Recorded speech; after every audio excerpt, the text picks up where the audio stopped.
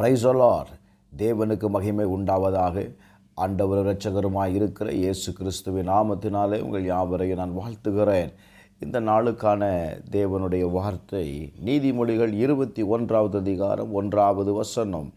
ராஜாவின் இருதயம் கர்த்தரின் கையில் நீர்க்கால்களைப் போல இருக்கிறது, அதை தமது சித்தத்தின்படி அவர் திருப்புகிறார் என்று எழுதப்பட்டிருக்கிறது.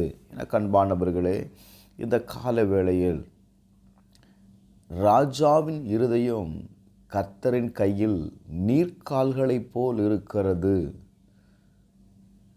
அதை தமது சித்தத்தின்படி அவர் திருப்புகிறாராம். இன்றைக்கு நீங்கள் ஒரு காரியத்தை அறிந்து கொள்ள வேண்டும். நம்முடைய இருதயத்தில் யோசனைகள் அறிந்தவர் அவர்.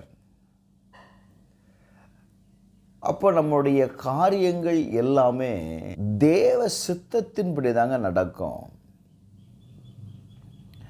இன்னைக்கு அநேக யோசனைகளை, நம் இருதயத்தில் வருகிற சிந்தனைகளை நான் எப்படியாகிலும் செய்து முடித்து விடலாம், அதை அடைந்து விடலாம் என்று சொல்லி நாம் பிரயாசப்படுகிறோம். ஆனால் நாம் பிரயாசப்படுகிற காரியங்கள் நிறைவேறுகிறது இல்லை. நல்ல கவனிங்க. வேதத்தில் வாசிக்கும்போது யாத்திராகமம் 7:3 நான் பார்வோனின் இருதயத்தை கடினப்படுத்தி எகிப்து தேசத்தில் என் அடையாளங்களையும் அற்புதங்களையும் மிகுதியாய் நடப்பிப்பேன். ஆண்டவர் சொல்றாரு, பார்வோனுடைய இருதயத்தை நான் கடினப்படுத்துவேன். ஏன்? பார்வோன் என்னை அறிந்து கொள்ளணும். Glory to God. அப்ப தேவன் ஒரு காரியத்தை விரும்புகிறார். தம்முடைய பிள்ளைகள், தம்மை நம்பி இருக்கிறவர்கள், தம்மை நோக்கி கூப்பிடுகிறவர்கள் அறிந்து கொள்ளணும்.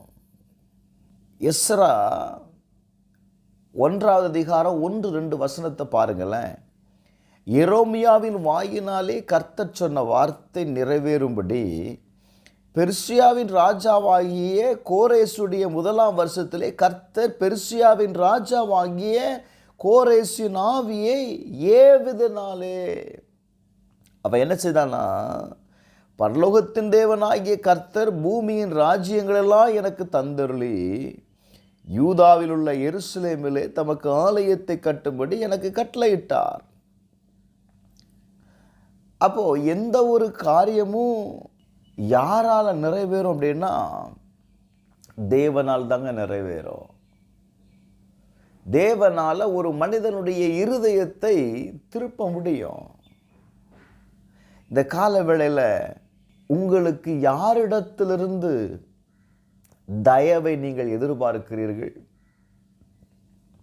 யாரிடத்திலிருந்து, எந்த அதிகாரி உங்களுக்கு ஃபேவராக இருக்கணும்னு நீங்கள் விரும்புகிறீங்களோ அந்த காரியத்தில் கர்த்தர் செயல்படுவோம். நீங்கள் தேவனை நம்பி இந்த காரியத்தில் செய்து பாருங்க. தேவ சித்தத்துக்கு நீ ஒப்பு கொடுத்து பாருங்க, அந்த காரியம் வாய்க்கும்.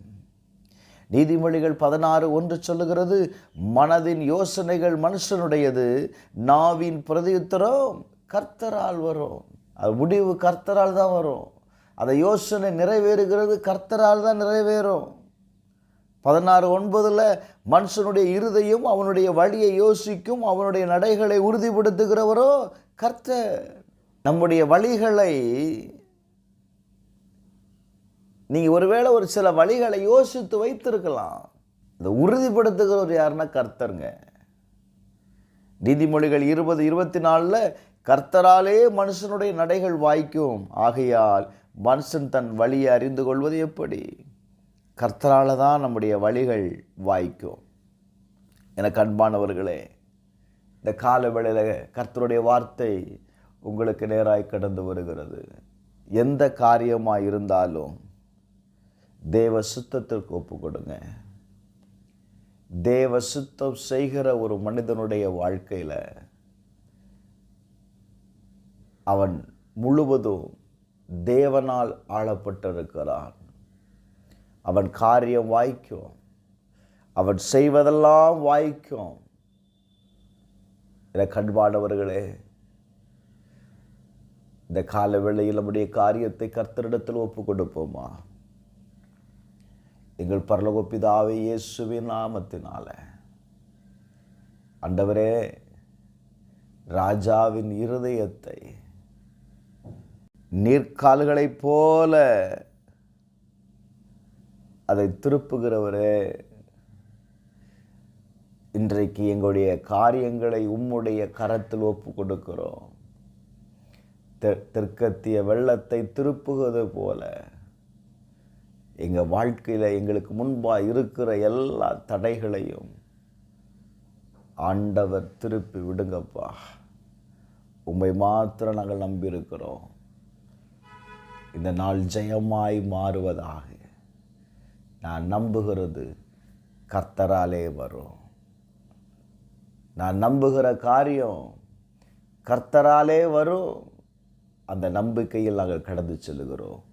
இயேசுவின் நாமத்தில் பிதாவே, ஆமென்.